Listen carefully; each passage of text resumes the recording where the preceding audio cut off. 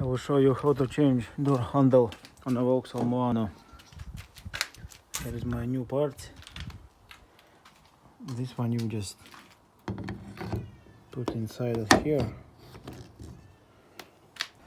So here is the handle from other side.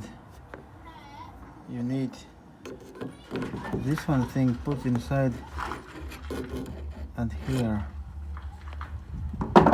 So just push back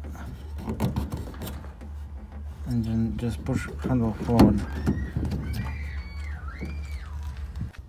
And then from this side you need to put on this part like that, and when it's in a place just push forward. If it's like that, it's open.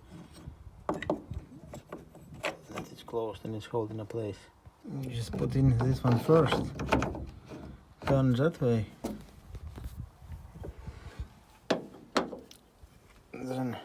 Then take this part, put inside, and then just turn that way. And now it's holding in place. And you can see now everything is working.